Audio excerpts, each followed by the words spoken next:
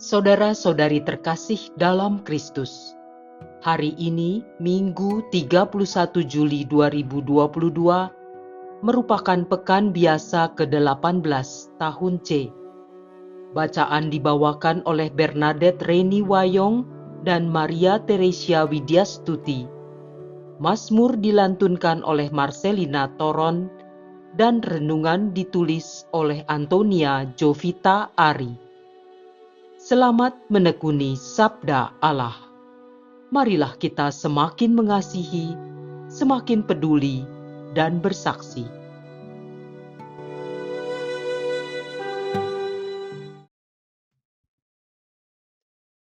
Dalam nama Bapa dan Putra dan Roh Kudus. Amin. Tuhan, Engkau memberikan kepada kami firman-Mu. Firman-Mu telah menjadi manusia dan kini menjadi bentuk kehadiran-Mu di tengah kami. Utuslah Roh Kudus yang Kau janjikan sebagai penghibur, yang mengajarkan kami makna firman-Mu itu.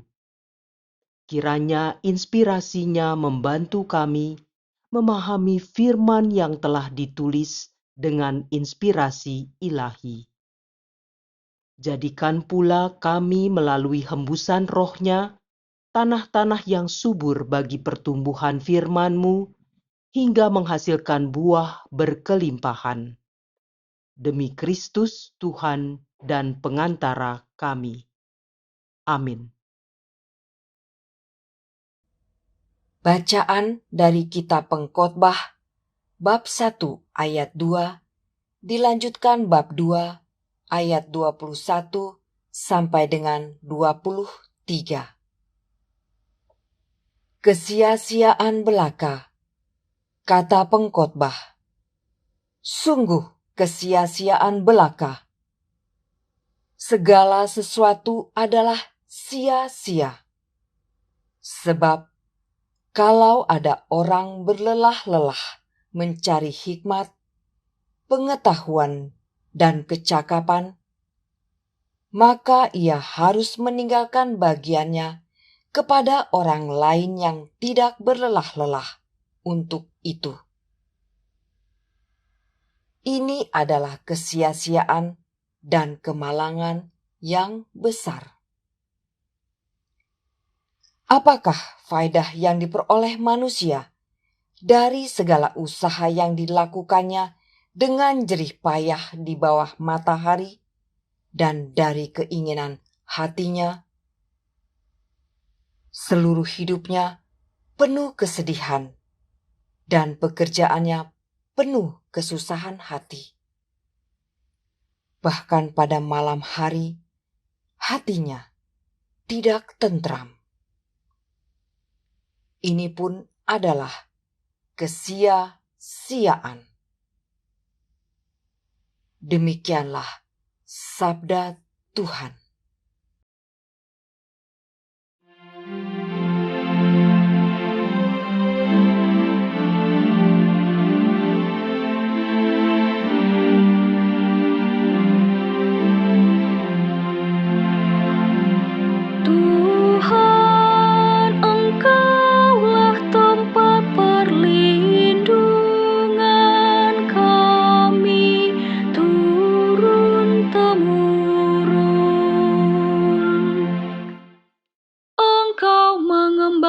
Manusia kepada debu, hanya dengan berkata, kembalilah hai anak-anak manusia,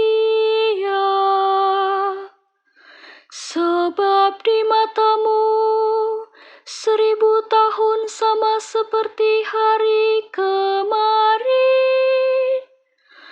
atau seperti satu giliran jaga di waktu malam. Tuhan, Engkaulah tempat perlindungan kami turun-temurun. Engkau menghanyutkan manusia seperti orang mimpi, seperti rumput yang bertumbuh. Di waktu pagi tumbuh dan berkembang, di waktu petang sudah lisut dan layu. Tuhan, Engkaulah tempat perlindungan kami turun-temurun. Ajarlah menghitung hari-hari kami, hingga kami beroleh hati yang bijaksana. Kembalilah ya Tuhan, berapa lama lagi? Dan sayangilah hamba-hamba-Mu. Tuhan, Engkaulah tempat perlindungan kami turun-temurun. Kenyangkanlah kami di waktu pagi dengan kasih setia-Mu, supaya kami bersorak-sorai dan bersukacita sepanjang hayat. Kiranya kemurahan Tuhan melimpah atas kami. Teguhkanlah perbuatan tangan kami, ya perbuatan tangan kami teguhkanlah. Tuhan, Engkaulah tempat perlindungan kami turun-temurun.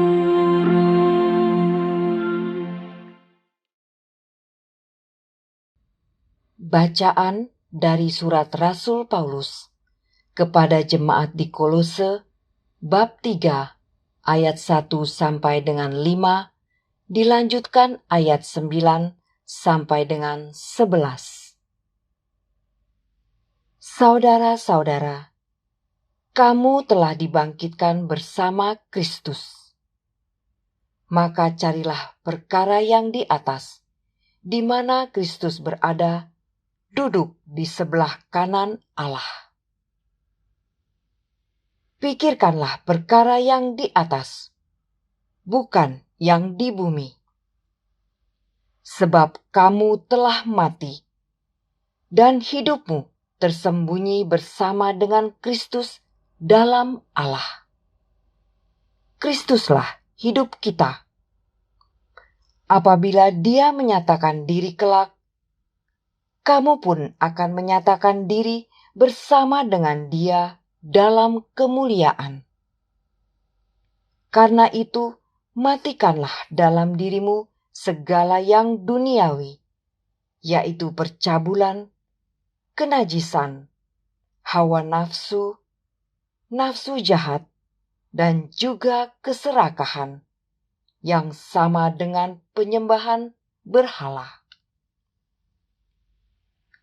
Janganlah kamu saling mendustai lagi, karena kamu telah menanggalkan manusia lama beserta kelakuannya, dan telah mengenakan manusia baru yang terus-menerus diperbaharui untuk memperoleh pengetahuan yang benar menurut gambar penciptanya.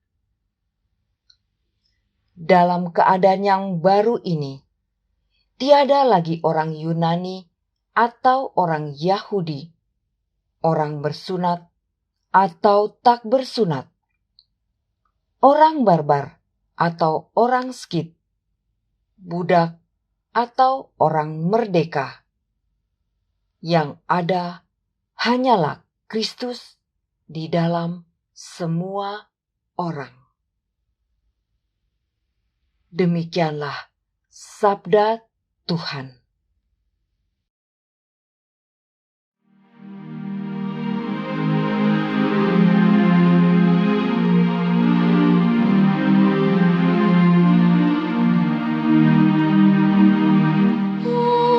Haleluya, haleluya, haleluya. Berbahagialah orang yang miskin di hadapan Allah, karena merekalah yang empunya kerajaan surga. Haleluya, haleluya, haleluya.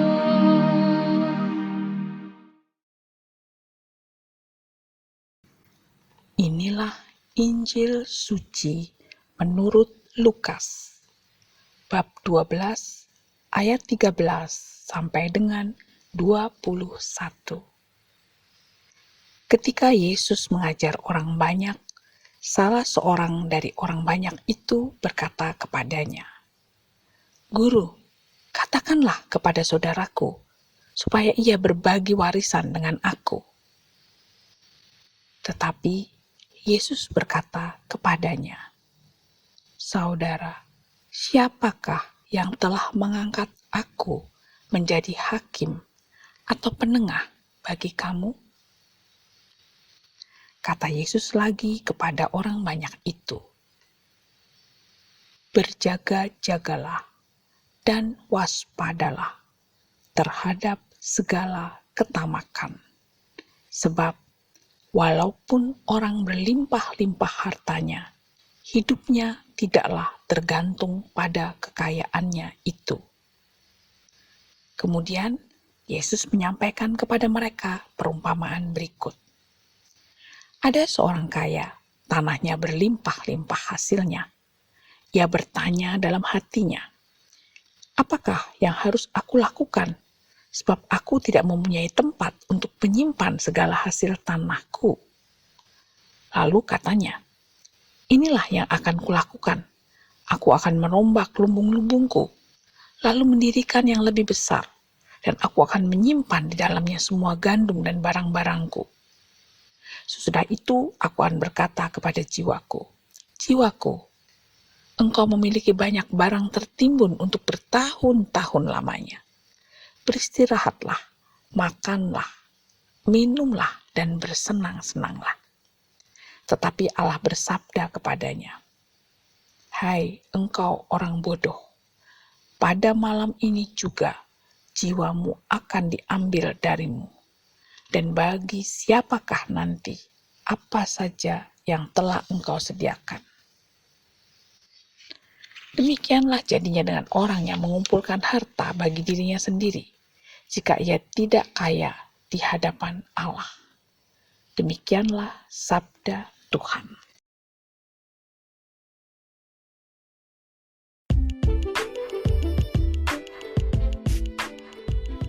Menjadi kaya di hadapan Allah. Renungan dibawakan oleh Antonia Jovita Ari.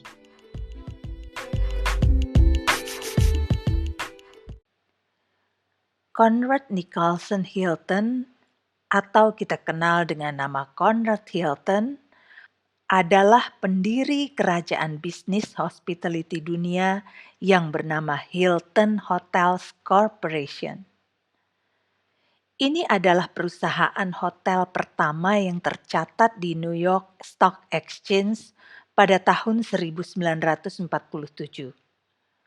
Yang memiliki ratusan hotel tersebar di berbagai kota di Amerika dan negara-negara di dunia. Dibesarkan oleh seorang ibu penganut Katolik yang taat, membuat Hilton berpandangan bahwa doa adalah kebutuhan dan tempat perlindungan melebihi pekerjaan.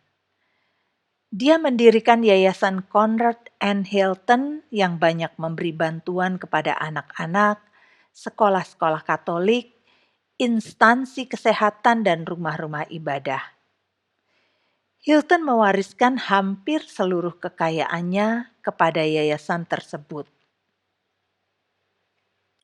Dia juga menuliskan bahwa amal kasih adalah kebajikan yang tertinggi dan merupakan saluran besar di mana belas kasih Tuhan dapat disalurkan kepada umat manusia.